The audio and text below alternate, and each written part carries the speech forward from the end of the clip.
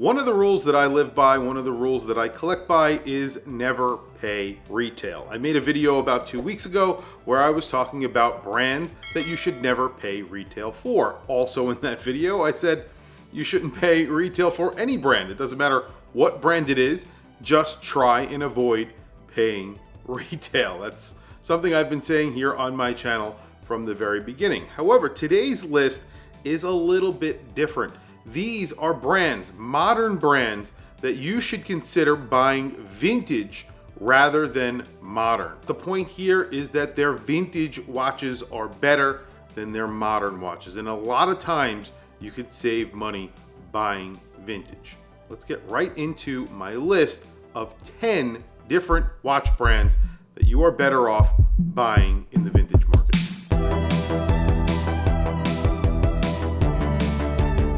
The first brand on this list, I think, is personally a no-brainer.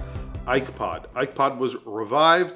They came out with some new watches. They were using some quartz movements, some Miyota movements, not Swiss made like the original Ikepod. The original Ikepod was designed by Mark Newsom. They were one of the first independent brands, and they made some pretty amazing watches, and their designs were extremely unique for the time, and they have been copied many times at this point.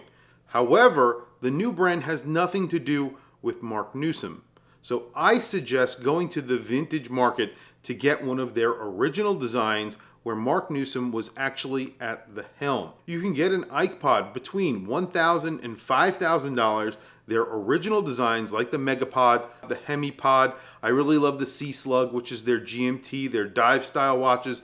They also made the Manatee. There was a few different designs that they came out with that were very iconic and very original. And those watches, like I said, cost between $1,000 and $5,000. The new ones also cost between $1,000 and $5,000. So you definitely can get a better bargain on the vintage market. They're Swiss made. Mark Newsom was at the helm. So you are inherently getting a better watch. And in fact, I think in the near future, these will start to appreciate rather than continuing to depreciate. So at some point, I think these will become more collectible. The next brand on this list is a brand that I am extremely familiar with. It is Bulova. Bulova on the secondary market are a bargain. Their new watches are great. I like a lot of their designs. I like what they're coming out with. However, for a real bargain, go for their Swiss watches. These are very affordable on the secondary market, and you are getting Swiss movements. The modern ones do not get Swiss movements. They've been bought by the Citizen Group, so they are getting Citizen movements in most of their watches currently. They are using some Sellita movements. However, the Swiss used ETA movements, and you can get chronographs for $500 featuring a Valjoux 7753 or a 750. These are watches that would normally cost in the thousands of dollars, but because they say Swiss Bulova on the dial, they cost a lot less. The Gemini collection is another really good example. They have bullhorn lugs, textured dials, and ETA movements. Sometimes they're GMT form, sometimes they are in chronograph form or time only. You can get these in the $100 range for time only. I have bought these for around $100 to $200, and you are getting a fully Swiss-made automatic watch, which is pretty incredible considering that it's a Bulova also. You're also getting that heritage. I've also bought the Calibrator, which is an insane watch. Not a lot of people know about this watch. It's a watch that can adjust the calibration of the movement. So setting it faster or slower if you are testing your watch and seeing that it's running a little bit fast. It comes with a tool that you could actually turn on the side of the watch. There's a little lug that you could actually turn. So you could really adjust your watch to as accurate as you can get it on your own with a little tool. It's a really cool watch. I mean, maybe it's not for everybody, but I think they make some pretty incredible watches. One of my favorite is the Bulova Accutron 63B159. It's a Sir Richard Branson World Timer limited edition. These do sell for around $500 to $1,500, but I've seen them sell in that $500 range. It's a world timer, it's a GMT, it's Swiss made, it's a limited edition. I think it looks so good for the price.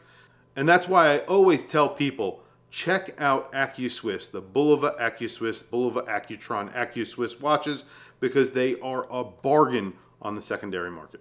The next one might be a little bit obvious to a lot of people, but TAG Heuer. TAG Heuer makes some pretty amazing watches right now. I like a lot of their watches. I think they're moving in the right direction. However, a lot of their vintage watches go for a great price. TAG Heuer or Heuer. And in this case, I would actually point you towards Heuer instead of going towards TAG Heuer, because the Heuer models are more collectible, and in a lot of cases, you can get them for a very good price. A really good example is the 510-501 that I own. This is a Lemania powered chronograph that is awesome. I paid $900 for it, and it is powered by a Lemania chronograph. It's all PVD coated. Mine is a little bit rough because it's been around the block a couple of times, but I actually like the patina that's on this watch. If you want to spend a little bit less money and you want something that's kind of iconic, check out the TAG Heuer 2000 chronographs.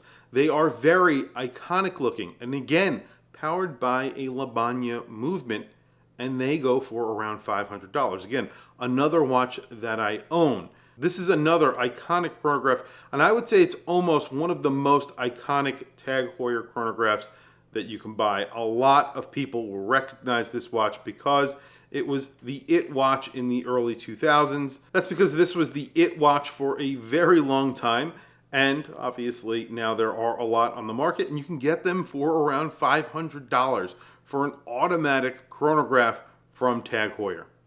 I think that's a great price. The only watch brand on this list that I'm going to talk about where the vintage models actually cost a little bit more than the modern models, really almost on par if you're comparing apples to apples, it is Tissot. Tissot used to make some very high-end chronographs and time-only watches, but now they're known for their affordable watches, or more known for their affordable watches. They actually were part of Omega, and a lot of their dials were co-signed Tissot and Omega. You can get those watches currently on places like eBay and Chrono24. They are on the more expensive side, especially if they say Omega on them. However, there are a few out there that are very affordable. The Navigator is a really good example. These are around $1,300 to $1,400. So less than buying a new PRX chronograph, let's say, which are around $1,500. These could be around the same price, but in these watches, you're getting another Lemania movement, very similar to the one that I was talking about in the TAG Heuers. These are very high-end movements that they're using in these watches. Very good looking watches as well, pilot inspired, very similar to that TAG Heuer that I was mentioning before. Again, because they're using the same movement, they will look a little bit similar, but very, very cool watches that go way under the radar. Then there's the Sonorous, which is around $500. Alarm watches, they made a few different case shapes. I think that they made some really beautiful vintage watches. Their pieces were a little bit more elegant than their current models in their modern lineup. And that's why I love vintage Tissots. I've owned a few and I plan on buying more in the future. One of those Navigators will be in my collection. King Seiko, this is a very, very easy brand to pick on because when they revived King Seiko, I think they sort of fell short on the name. The name King Seiko evokes something a little bit more, and what they gave you was something that was pretty average in my opinion. A lot of people like them, and I don't think they're bad watches at all. They're very nicely finished. They put a slightly nicer movement in those watches. I think they started out with a 6R movement, but then they ended up putting a 6L movement inside, which is, yes, a little bit nicer than what you're getting from mid-range Seikos. However, if you look at vintage King Seikos, they were beautiful. As beautiful as the modern examples, and they also got an incredible movement. The 56KS is a perfect example of this. Chronometer certified, high beat, and you can get these for around $500 to $1,000, depending on the condition that you're willing to buy it in. I actually owned one of these watches. I paid $500 for mine. It was in excellent condition. I ended up selling it for the wrong reasons, but I really loved that watch. And it was chronometer certified. It had a high beat movement, everything you would expect from a high-end watch, everything that you would expect from a King Seiko. And I think that anybody who is considering a new King Seiko should definitely check out what's available in the vintage market first, because if you're willing to spend $1,000, you can get an excellent example that will be very reliable and, of course, high beat and chronometer certified. It might seem like I'm picking on IWC, but I'm really not. I love IWC as a brand, but a lot of their watches, a lot of their modern watches are very expensive, and I think that they are a better bargain on the secondary market, and not only the secondary market, but the vintage market as well. I obviously put my money where my mouth is when it comes to IWC, specifically when it comes to the Ingenieur and the GST. Both of those watches are watches that I have owned, and the GST in particular, gold, steel, and titanium, that is the name of the watch. They are extremely affordable on the vintage market. Again, I would call these neo vintage. I owned one of their perpetual calendar chronographs in the GST collection. I had a titanium version, which I recently sold, traded in for a new watch, and I love that watch and I will miss it, but the watch that I got was a Grail watch, so that's the reason why I did it. But with that being said, that does not mean that these are not amazing watches for the price. I got mine for around $6,800, and it's a lot of watch for $6,800. If you were buying this watch new from the brand today, it would cost around $30,000. So there you go. Go to the vintage market, and these are actually reliable watches. So servicing isn't really that big of a deal. They are powered by a Valjoux movement, and they're really good looking. For $6,800, a perpetual calendar chronograph in a titanium case, that is phenomenal. The next brand on this list, there is a specific watch that I want to talk about. It is the Cartier Pasha. This is a watch that sells for around $8,000 or $9,000 currently from Cartier. However, on the vintage market, if you want to spend that much, you can go and get a vintage version of a Cartier. Again, this is a Gerald Genta design. I think a lot of people know that, but Gerald Genta did design the original Cartier Pasha. You can get a gold one for that price. In fact, you can get a gold version with the grid pattern, which I think is probably one of the most iconic looks of the Cartier Pasha, for around $5,000 on a strap. If you want a bracelet, it's obviously going to be in that $7,000 to $8,000 range, but you're getting a solid gold Cartier for $5,000. If you wanted to buy that watch currently on their website, it would be around $30,000. So that is an excellent buy on the vintage market. And again, these are watches that you can get serviced directly from Cartier, and I think they're still very good looking and completely underrated, specifically the Pasha. Now, obviously, the whole buy vintage thing for Cartier doesn't work for all of Cartier, because some of them actually sell for more on the vintage market. So I'm specifically calling out the Pasha here, which I think is a great watch, and you should definitely check out on the vintage market.